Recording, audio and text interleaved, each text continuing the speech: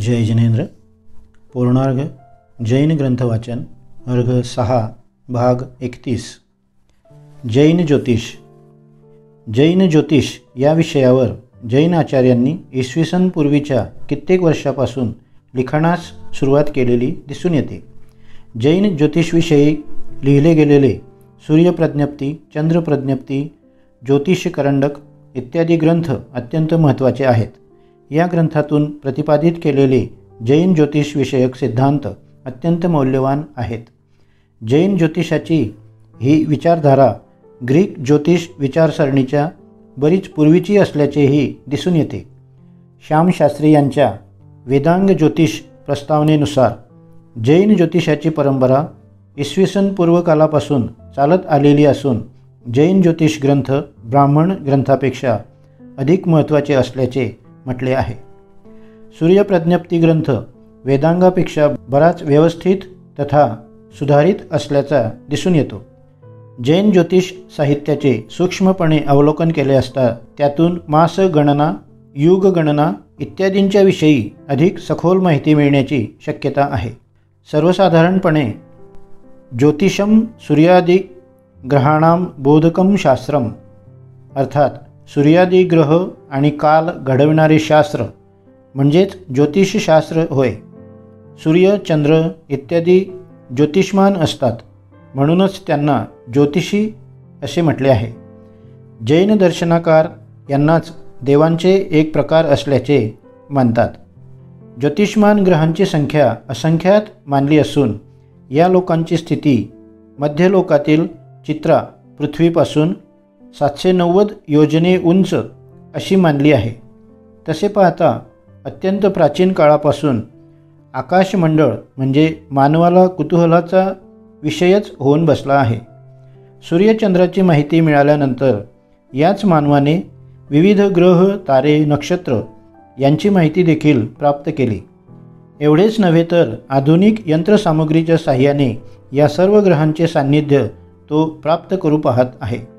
जैन परंपरेनुसार असे सांगितले जाते की लाखो वर्षापूर्वी कर्मभूमीच्या प्रारंभी प्रथम कुलंकर प्रतिश्रुतीच्या काळी जेव्हा मानवाला सर्वप्रथम सूर्य आणि चंद्र नजरेस पडले त्यावेळी ते साशंकित झाले। आपली उत्सुकता शांत करण्यासाठी ते प्रतिश्रुती कलंकर मनूजवळ गेले।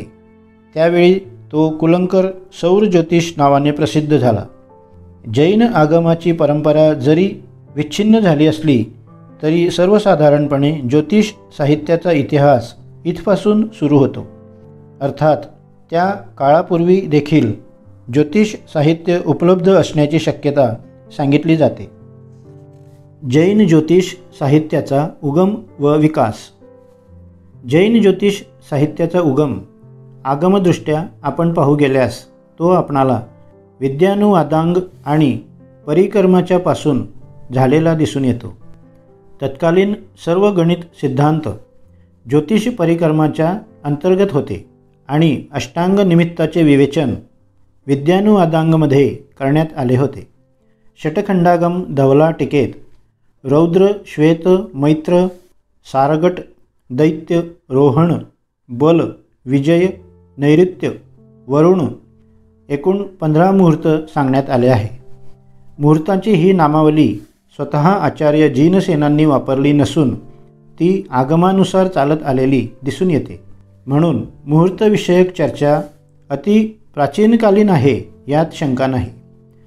नक्षत्राविषयींची चर्चा प्रामुख्याने आपणाला प्रश्न व्याकरण या ग्रंथात पाहावयास मिळते। सर्व नक्षत्रांचे कुल, उपकुल यांचे सविस्तर वर्णन तेथे करण्यात आले आहे। हे वर्णन ज्योतिष साहित्याच्या विकासाच्या दृष्टीने महत्त्वाचे आहे। या ग्रंथात धनिष्ठा, उत्तरा, भाद्रपदा, अश्विनी, कृतिका, मृगशीर्ष, पुष्य, मघा, उत्तरा, फाल्गुनी, चित्रा, विशाखा, मूळा तसेच उत्तराषाढा ही कुलसंज्ञक नक्षत्रे असून श्रवण, पूर्वा भाद्रपदा, रेवती, भरणी, रोहिणी, हस्त, स्वाती, ज्येष्ठा तसेच पूर्वाषाढादी उपकुलसंज्ञक नक्षत्रे आहेत। याशिवाय अभिजित, शतमिषा, आर्द्रा तसेच अनुराधा इत्यादी कुलोपकुलसंज्ञक नक्षत्रे आहेत. हे कुल उपकुलांचे विभाजन पूर्णमासी होणाऱ्या नक्षत्रांच्या आधारावर करण्यात आले आहे. प्रत्येक मासाच्या पूर्णमासीला त्या महिन्याचे प्रथम कुल नक्षत्र, दुसरे उपकुल नक्षत्र व तिसरे कुलोपकुल नक्षत्र अशी नावे देण्यात आली आहेत. या वर्णनावरून प्रामुख्याने त्या महिन्याचे फलनिरूपण करणे हे उद्दिष्ट होय. या ग्रंथामध्ये ऋतू, अयन, मास, पक्ष आणि तिथी याविषयीची देखील चर्चा करण्यात आली आहे. समवायांग ग्रंथामध्ये करण्यात आलेली ज्योतिषविषयक चर्चा अत्यंत महत्त्वाची आहे. या ग्रंथामध्ये कृत्तिका, रोहिणी, मृगशीर्ष, आर्धा, पुनर्वसू, पुष्पादी 7 नक्षत्रे पूर्वद्वारी असून मघा, उत्तरा, हस्त, चित्रा, स्वाती इत्यादी दक्षिणद्वारी आहेत. तर अनुराधा, ज्येष्ठा, मूला, पूर्वाषाढा नक्षत्रे पश्चिमद्वारी आहेत व धनिष्ठा, शतमिषा, रेवती, अश्विनी, भरणी इत्यादी नक्षत्रे उत्तरद्वारी असल्याचे म्हटले आहे. स्थानांगामध्ये चंद्राबरोबर स्पर्शयोगी नक्षत्रांचे कथन करण्यात आले आहे. या ग्रंथानुसार असे सांगितले आहे की कृत्तिका, रोहिणी, पुनर्वसू, मघा, चित्रा, विशाखा, अनुराधा आणि ज्येष्ठा ही 8 नक्षत्रे चंद्राला स्पर्श करणारी आहेत. या योगांचे फळ तिथीनुसार वेगवेगळ्या प्रकारचे असते. याचप्रमाणे उत्तर, पश्चिम, दक्षिण आणि पूर्व दिशेला चंद्रस्पर्श असणाऱ्या नक्षत्रांचे नाव, त्यांचे फल विस्तारपूर्वक सांगितले आहे. या ग्रंथात 88 ग्रहांची नावे सांगितली आहेत. समवायांग ग्रंथात देखील 88 ग्रहांचा उल्लेख आला आहे. प्रश्न व्याकरण ग्रंथात सूर्य, चंद्र, मंगल, बुध, गुरु, शुक्र, शनी, राहू आणि केतू या 9 ग्रहांसंबंधी माहिती देण्यात आली आहे. समवायांगात ग्रहणांच्या कारणाची मीमांसा देखील मिळते. यात राहूचे नित्य राहू व पूर्व राहू असे 2 भेद सांगितले आहे. नित्य राहू कृष्ण व शुक्ल पक्षाचा कारण असून पूर्व राहू चंद्रग्रहणाचे कारण समजला जातो. समवायांग ग्रंथात याशिवाय दिनवृद्धी आणि दिनऱ्हास यासंबंधीची माहिती देखील मिळते. अशा प्रकारे जैन आगम ग्रंथात ऋतू, अयन, दिनमान, दिनवृद्धी, दिनऱ्हास, नक्षत्र, त्यांची संज्ञा, ग्रहमंडळ, विमानांचे स्वरूप, विस्तार, त्यांची गृहे इत्यादींचे वर्णन मिळते. आगमाचा संग्रह साधारणपणे इसवी पूर्व शताब्दीच्या पूर्वीच्या किंबहुना त्याहून प्राचीन मानला जातो.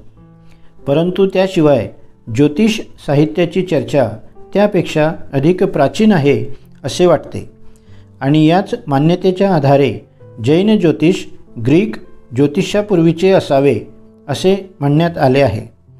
इतिहास तज्ज्ञांनी गणित ज्योतिषाला देखील प्राचीन मानले आहे. स्वकर्माच्या कार्यसिद्धीसाठी असलेली तिथी, नक्षत्र, योग, करण, वार, समयशुद्धी, दिनशुद्धी इत्यादींची चर्चा मिळू शकते.